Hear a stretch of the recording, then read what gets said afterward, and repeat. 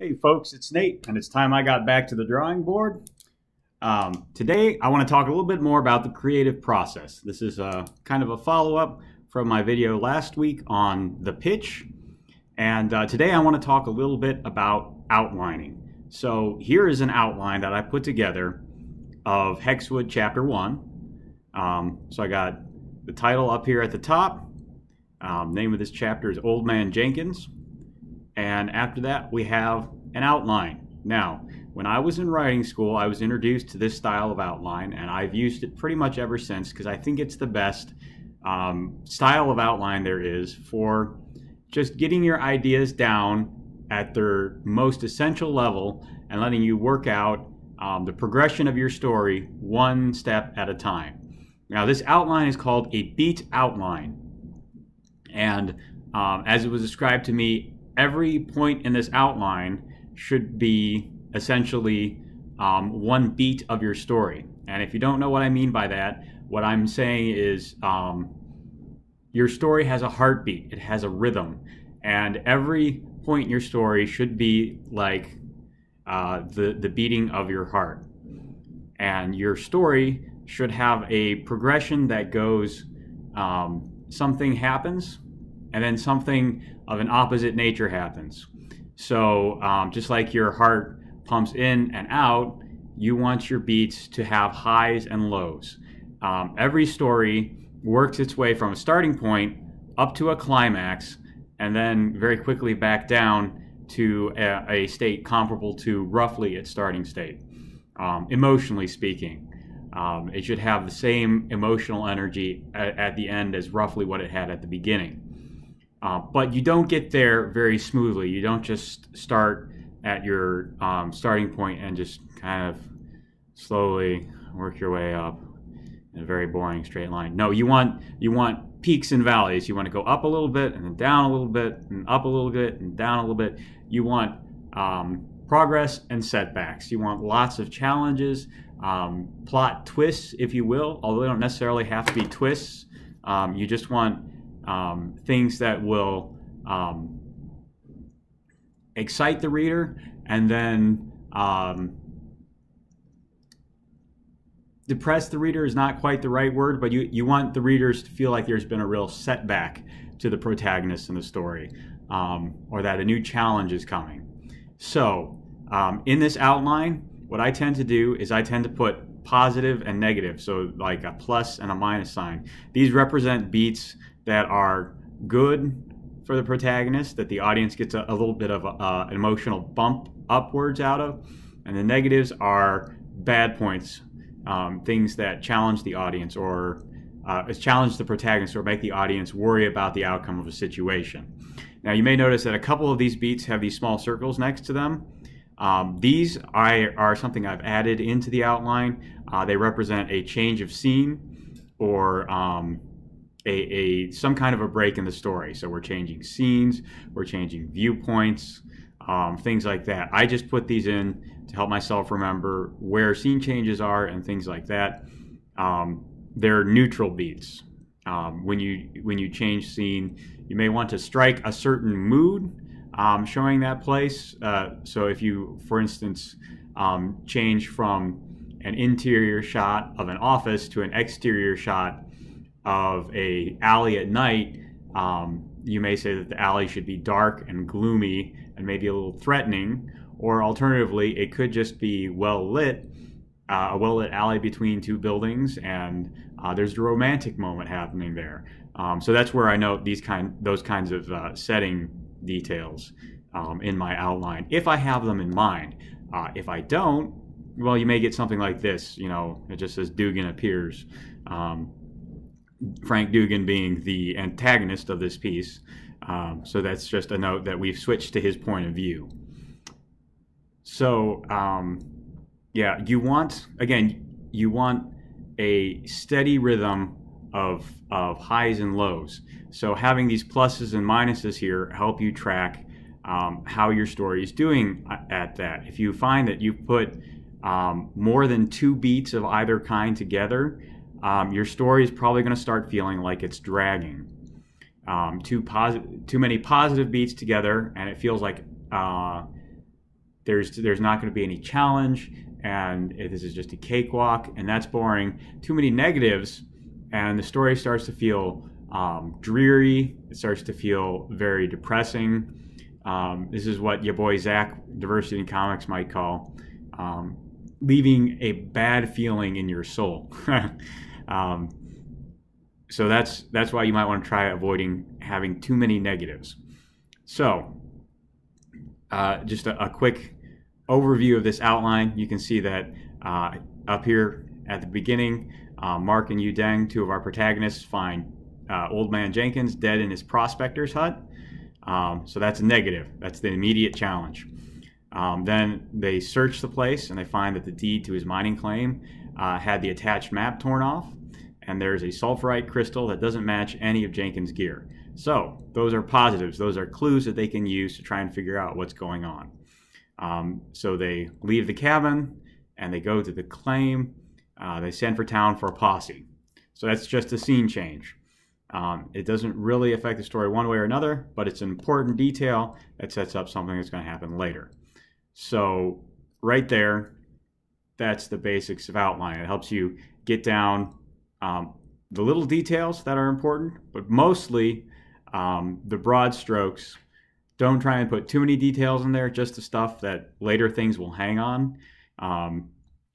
So I mentioned the map and the crystal because those each lead to a step later in the story. The map immediately leads to them going to the claim. The crystal will later help them identify who killed Jenkins. So that's an important piece of evidence for them. So that's the basics of the outline. And we go on. It describes they get to the bridge. There's a fight at the bridge because some of the bandits that killed Jenkins are waiting at the bridge to make sure no one tries to follow them. That fight has ups and downs, and then finally it wraps up with the appearance of the third main character, Sergeant Al Cook, and they defeat the outlaws, and then we move on and we switch to Frank's point of view at the end, and we end on a cliffhanger. Now, this is a thing, I mark this as a negative because while Frank's meeting, quote unquote, the strongest man in the world is a kind of a neutral thing from his point of view, I want the presentation to make it look like this is going to be a challenge of some sort down the road, because it is. So that's the way the outline works. Each of these beats is going to be a different amount of story when you actually get to it and work it out. Like finding Jenkins dead in his hut, well, that was actually just 2 panels.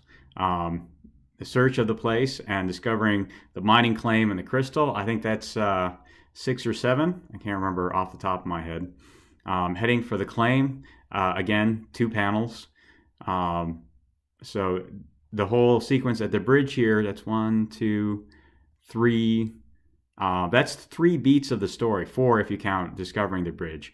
However, it's probably 24 panels because the fight, I don't include a lot of details on the fight there. I mostly work those out during layouts. So yeah, your beats might actually wind up being more or less of the story than you think they are. You would think they are just looking at the outline. But the main point of the outline is to get them worked out. So you can make sure you don't have any of these boring stretches where as it just so happens, not a whole lot is happening. Now, as you expand on a point, you might realize that really this should have been 2 or 3 beats in your outline, and you should have worked in a little more high and low in there. So as you expand on points, that's something to be wary of. And the big thing in addition to this is once you get it all written out, you can look for plot holes very quickly and easily. This is a big part of the fail faster concept, which I talked about in my last video. Just having the broad strokes of the story laid out like this lets you find any big glaring plot holes very quickly. And if you're outlining, you realize there was maybe a thing that you needed to set up earlier, it's really easy to go back and write in an extra beat. In fact, this is a rather cleaned up outline. I usually leave spaces in here if I'm outlining on a single sheet of paper. Or another thing you can do that I found very useful when working on longer stories is to use index cards and write each point down on an index card. That way you can very easily rearrange them if you have to, or add in new points if you have to. So that's the benefits of an outline. One thing a lot of people who write bemoan about outlines is they feel like they are locked in by their outline. I've never understood this criticism because your outline is kind of like a skeleton. It helps you get your story in the shape you want it to be in, but it still leaves a lot of room. Most people have skeletons that look very similar, but on top of that, there are all kinds of variations. You have skin tone, eye color, hair color, weight, general condition of the body, age, what clothing they're wearing. All those kinds of things affect how a person looks. So your outline, yes, it gives your story structure, but that doesn't mean there's no room to be creative. And if you're going along in your outline and you realize you need to change something, well, like there's a reason that I usually outline really long stories with index cards, because that gives me flexibility to add and adjust. And if I'm writing and I realize that some part of my outline no longer works for whatever reason, I can just look at the things that are supposed to happen and ask myself, is there something else we could do in here that will get us back to the point I want to get to? So instead of having to completely rewrite my story just by making one change, I can rewrite as little as possible and get back to where I was hoping to wind up, and hopefully have fewer headaches in the long run. So, yeah, outlining. It's a good thing to do. I started doing it when I was in college, and I have never looked back. I have never had a reason to regret writing an outline, but I know plenty of people who have had reason not to write an outline.